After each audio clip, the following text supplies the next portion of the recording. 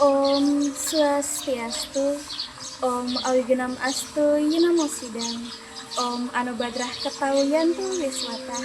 Semoga pikiran yang baik datang dari segala penjuru. Umat Hindu Sedharma yang saya hormati, pertama-tama marilah kita haturkan puja dan puji syukur ke hadapan Ida Sang Hyang Widiwasa, karena atas asung kertawarenugrahanya saya dan umat Hindu sekalian dapat bertemu serta senantiasa dalam keadaan yang sehat dan berbahagia. Umat Sedharma yang berbahagia, ada pepatah Bali yang mengatakan bahwa weruh ring aran tan weruh ring rupa, weruh ring rupa tan weruh ring aran, yang berarti tahu namanya tapi tidak tahu wajahnya, tahu wajahnya tapi tidak tahu namanya. Oleh karena itu, izinkan saya untuk memperkenalkan diri terlebih dahulu. Saya, Niputu Vivi Apri Sumanti, mahasiswa program studi pendidikan agama Hindu, yang pada kesempatan ini akan membawakan pesan Dharma mengenai fenomena sosial yang akhir-akhir ini kembali diperdebatkan di lingkungan masyarakat kita. Apa itu? Ya, istilah sing beling sing nganten, atau yang berarti tidak hamil maka tidak menikah. Berangkat dari fenomena tersebut, maka judul Dharma Wacana yang akan saya bawakan adalah antara kama yang terburu dan dharma yang dilanggar, menyingkap tergerusnya nilai wiwahe dari fenomena sing beling sing anten. Namun, penting untuk saya sampaikan terlebih dahulu bahwasannya apa yang akan saya sampaikan nantinya bukan untuk menggurui umat sekalian, melainkan untuk menjadi sarana pertimbangan dalam mengambil sebuah keputusan di masa yang akan datang. Umat Hindu Sedharma yang berbahagia, fenomena sing beling sing anten ini menjadi sebuah ironi dalam tatanan nilai masyarakat, terutama dalam konteks ajaran agama Hindu. Merujuk pada judul yang saya angkat kali ini, serta apabila kita telaah lebih dalam, konsep kama dalam agama Hindu mengarahkan pada hasrat, keinginan, dan kenikmatan duniawi, yang mana di dalamnya juga terdapat dorongan seksual. Di sisi lainnya, konsep dharma mengarahkan pada kewajiban, kebenaran, dan tatanan moral yang menjadi dasar dalam menjalankan kehidupan. Fenomena yang pernah muncul dan tenggelam ini kini seakan kembali berenang ke daratan, meminta kejelasan, memunculkan beragam pertanyaan. Siapa yang salah di sini? Siapa yang rugi? Ini transisi atau tradisi? Dan apa yang paling parah yang kalian ketahui? Iya, orang lain menyebutkan bahwasanya Hindu di Bali orang-orangnya sudah biasa seperti itu, harus isi dulu baru direstui. Baiklah, saya mengembalikan pertanyaan tersebut kepada umat sekalian. Kiranya apa jawaban yang dapat diberikan atas fenomena ini? Dapatkah kita merenungi serta mencari benang merahnya? Masyarakat kita sendiri dalam hal ini memiliki dua sudut pandang yang berbeda, yakni sudut pandang pro dan sudut pandang kontra. Mengapa pro? Mereka yang memiliki sudut pandang pro biasanya beranggapan bahwa ini merupakan cara efektif agar pernikahan mereka tidak berakhir sia-sia, atau dalam tanda kutip di sini adalah berhasil memperoleh anak atau keturunan. Sedangkan bagaimana dengan mereka yang kontra? Mereka yang beranggapan kontra di sini memposisikan wanita sebagai sosok yang sangat disayangkan dalam hal ini, karena dinilai seperti alat uji coba penghasil keturunan. Baiklah umat Hindu sekalian, dalam perspektif ini, manakah yang sekiranya kalian anut dalam pola pikir masing-masing? Namun, pada kesempatan ini, izinkan saya untuk menyingkap fenomena ini dari sudut pandang nilai susila, psikologis, dan sosial masyarakat. Umat Hindu Sedharma yang saya kasihi, sebuah hubungan yang dilakukan antar sesama umat manusia sejatinya haruslah dilandaskan dengan ajaran etika atau berpedoman pada nilai-nilai susila. Apabila kita kaitkan fenomena ini dengan beberapa ajaran suci Hindu seperti catur purusha arta dan catur asrama, maka akan sangat bersinggungan terhadap keduanya. Mengapa demikian?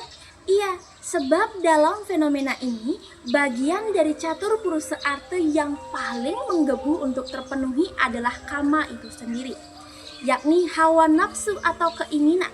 Nafsu untuk memperoleh kenikmatan duniawi serta keturunan itu sendiri. Sampai-sampai ada yang dilupakan dan dilanggar. Apa itu? Iya, melanggar sebuah dharma atau kewajiban. Kewajiban semacam apa?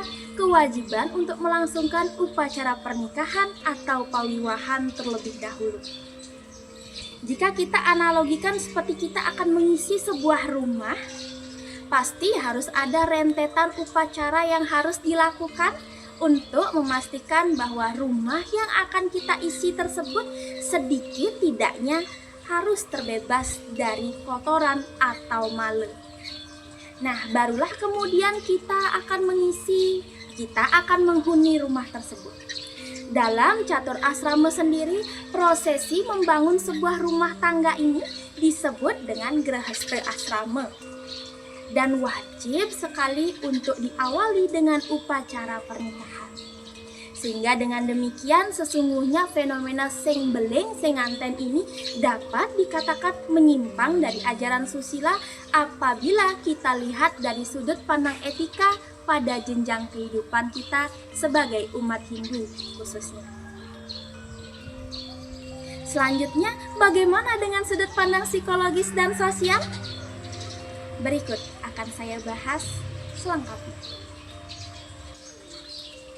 Umat Hindu sedharma yang saya hormati, sebelum saya lanjutkan pembahasan ini, saya akan ajak umat sekalian untuk mundur ke zaman Mahabharata. Ketika Kunti memiliki anak di luar pernikahan yang kemudian diberi nama Karna. Saat itu ia mencoba mantra yang diberikan oleh Resi Durwasa dan kemudian Dewa Surya hadir menganugerahkan seorang bayi laki-laki kepadanya. Kunti yang belum menikah lantas panik dan membuang bayinya. Meskipun dalam cerita tersebut Kunti tidak hamil, namun ia tetap memiliki seorang anak di luar pernikahan. Dan mirisnya lagi, ini dianggap sebagai aib bagi keluarganya. Karena rasa cemas dan paniknya, Kunti akhirnya membuang Karna ke sungai. Umat sekalian, dalam hal ini jelas apa yang dirasakan Kunti? Iya, tekanan psikologis dalam dirinya yang tidak siap, tidak tahu harus bagaimana membesarkan seorang anak sendirian. Dapat dibayangkan ketika wanita sudah terisi, kemudian tidak diakui oleh pihak keluarga laki-laki. Bagaimana keadaan mental dan psikisnya? Nah, dalam sastra suci Hindu kita yakni pada kitab Manawa Dharma Sastra, Sargah 3 Sloka 57 yang berbunyi Cosanti jamayo yatra winaciatyatu tat kulam naco canti tu yatraita wardate tadi sarwada. Nah, yang artinya di mana wanita hidup dalam kesedihan, keluarga itu akan cepat hancur. Tetapi di mana wanita tidak menderita, maka keluarga itu akan selalu berbahagia. Wanita disebut sebagai istri atau ibu apabila ia sudah berada dalam ikatan suami istri dan mempunyai anak. Ibu mempunyai peranan penting dalam membentuk pertumbuhan dan budi pekerti serta kewajiban seorang anak. Wanita sebagai ibu selalu berusaha sekuat tenaga agar kelak anaknya menjadi anak yang baik sebagai penerus dari orang tuanya. Untuk mencapai tujuan itu, maka dalam agama Hindu faktor kematangan mental dan psikis orang tua memegang peranan penting dalam pengaruh perkembangan jiwa sang anak. Selain itu, ada pula faktor pendidikan yang merupakan tugas yang diemban oleh wanita atau ibu. Pendidikan dilakukan pada waktu bayi masih berada dalam kandungan sampai bayi itu lahir dan menjadi manusia yang berguna bagi keluarga dan masyarakatnya. Sehingga dengan demikian, tanpa sengaja, kondisi psikis dan mental seorang ibu akan berpengaruh terhadap kondisi janin atau bayinya sejak dalam kandungan hingga kelahirannya. Umat Hindu Sedharma yang saya kasihi, tadi aspek psikologis telah kita bahas bersama. Sekarang bagaimana dengan aspek sosialnya? Mengapa kiranya fenomena ini rasanya terkadang seperti hal yang sudah dinormalisasi oleh masyarakat kita? Bahkan tidak sedikit dari kita yang menganggap hal ini sebagai sebuah jalan untuk memastikan bahwa pernikahan yang telah dilangsungkan tidak berakhir percuma karena tidak memiliki keturunan. Mengapa demikian? Ternyata ini kembali lagi kepada sistem sosial yang dianut oleh masyarakat kita. Di Bali, posisi pria menjadi fundamental. Karena apa? Karena Bali menganut yang namanya sistem patrilineal, yang dimana laki-laki menjadi pewaris utama keluarga. Nah, implikasi dari posisi ini akhirnya merujuk pada hukum waris, keagamaan, dan peran sosial dalam keluarga yang dikomandoi oleh laki-laki atau dalam hal ini disebut dengan puruse. Memiliki anak berarti kesempatan yang sangat baik untuk meneruskan tongkat estafet kewajiban tersebut bagi generasi berikutnya. Namun, apa yang terjadi jika sebuah keluarga di Bali tidak dikaruniai anak? Umat sekalian, disinilah semuanya bermula. Jika merujuk pada isi beberapa kitab suci Hindu kita, kehadiran seorang anak dalam sebuah hubungan pernikahan adalah wajib hukumnya. Hal ini merundut pada tanggung jawab dalam konteks sosial adat dan budaya masyarakat Bali.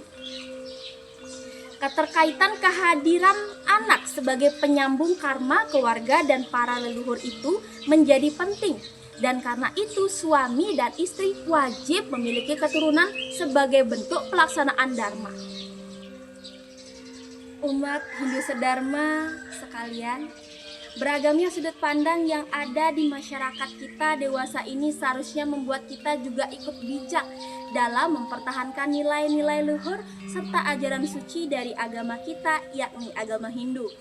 Perbedaan sudut pandang ini sudah pasti berhubungan dengan kondisi keluarga dan lingkungan masing-masing, serta bagaimana mereka melihat fenomena ini berdasarkan nilai-nilai yang dianut selama ini. Kalau begitu, apa yang harus kita lakukan di tengah perbedaan cara pandang masyarakat kita? Dan juga dalam berbagai tuntutan yang sangat multidimensi ini, melihat fenomena sing beling sing anten yang kali ini ada di Bali. Karena ketika kita sadari bahwasanya hidup ini serba abu-abu, tidak ada yang namanya hitam dan putih, apa yang benar di suatu tempat bisa jadi terlihat salah di mata orang lain. Yang pasti, efek yang paling besar dirasakan dari fenomena ini akan sangat-sangat terasa bagi pihak perempuan atau wanita. Langkah yang kita ambil hari ini akan menentukan nasib kita di masa depan.